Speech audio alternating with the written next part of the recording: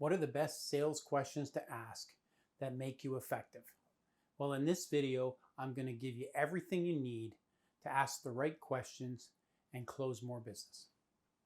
If you haven't subscribed yet, remember to hit the like button, the subscribe, and the bell so that you can be notified every time we upload a video that helps you sell better and helps you know what questions to ask your prospects to close more business. In my opinion, the holy grail in sales is knowing the right questions to ask and when. Our method and our methodology gives you exactly that and helps you understand how to ask the right question at the right time, at the right place, so that you can be more effective in sales. We've outlined it in our book, Sales Made Easy for Entrepreneurs. Links in the description below so that you can read about this and get more detail. How do you ask the right questions and what are the right questions to ask? We've got 2 laws that you have to abide by if you want to be effective at this. The first one is shut up and listen. You have to be listening correctly to the prospect to understand what questions to ask. You can't just ask random questions. And in order to do that, you have to listen to what they're saying. You have to listen to their responses. So our first law that we leverage is shut up and listen. Because most of us like to talk, and most of us have a perception that salespeople should be pitching their wares. And so what we're going to say is, if you want to ask the right questions, the first step is to shut up and listen. The next step is to shut up and ask questions. And that's what this video is about. It's about shutting up and asking questions that are the right questions, that are strategic questions, and that are structured so that you get the right result and you get the result that you want and you're effective in selling your wares, selling your solution. Before we explore that, have you ever been on a sales call and felt like you were lost and you're asking the wrong questions and you got off on a tangent? If you have, leave a comment below. We'd love to hear about it, and we'd love to actually have a conversation with you about your conversation. Step 1 in asking the right questions is to understand your value and sell your value, not your product. If you're selling your value, then you're providing the prospect with something they might be interested in, something they might respond to. And if you'd like to know more about that, you can check out the video in this link here.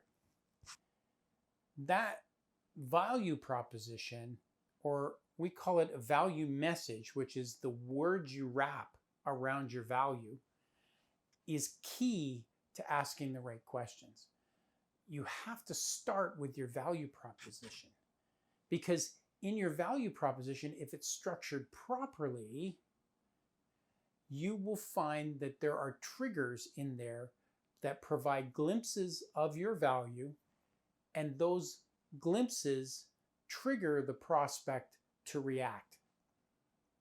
Those triggers are what we call buying signals. And it's that buying signal that reveals to you the potential route you can take when you're asking the questions for that prospect. So the magic behind this is not to wing it. You have to prepare in advance. So taking your value proposition that's structured properly, that has it's 8 seconds, has the sales triggers in it that are going to create buying signals, and writing this out in advance. Writing out the questions that might come up as a result of your value message. We call this reading between the lines. Those questions that come up are caused by the triggers in your value message. Those sales triggers open a door to kind of what's going on in that prospect's business. So if they're asking you a question about a specific thing, let's say that you help them become 40% more productive, and that is your value trigger. That is what we call a glimpse of value in what you can do to help them. If they respond with, well, how can you help me be more productive? That reveals to you that there may be something going on with the productivity in their business. So the first step to asking the right questions is you have to prepare in advance and start to do something that we call read between the lines. You're thinking to yourself, okay, they just asked me about productivity. What might be going on in their business that would cause them to ask me about productivity? So you have to prepare in advance a series of questions that you can ask if that prospect responds to your productivity value trigger. That's why you have to do this in advance. You want to be prepared to have this conversation and not wing it, because once they present to you a buying signal around that productivity issue, you now have to have a series of questions that you would ask them in order to reveal what's going on in their business. You need to read between the lines of that buying signal. Now you have to ask questions to understand their story. What questions do you start asking? Well, there's different categories of questions. We have, in our book, we talk about 3 types of questions that you can categorize. One is a need question, and one is an urgency question, one is a budget question. So that's 3 types. There are others, and I'll talk to those in a second. But need questions are really questions that you're asking them now based on what their response was that are more factual. How many users do you have? What's your productivity number today? You're really just looking for a basic need, you're looking for basic information that help reveal to you whether there's a need. Now, I forgot one thing. I will say the way into this is I use a very simple technique. Not that we're all about techniques, but a simple technique that when they do respond and they ask you a question about the value, how do you help me with productivity? The first thing that I say, it's kind of a magic question. It says, I'd love to respond to you, but first, can I ask you a couple specifics about your situation? 100% of the time, they come back and say yes. So that is the lead-in that now opens the door so you can start asking these questions. So I might ask a need question. So what's your productivity rate today? These are need questions, just reveal where the need might be, what's going on in their business. You're looking for facts, you're looking for information. We then have what we call an urgency question.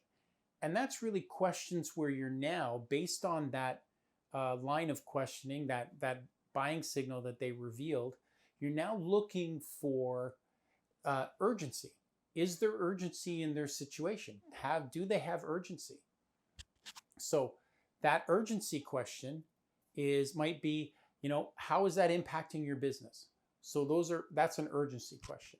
And a budget question, you might be asking, okay, have you planned to solve this?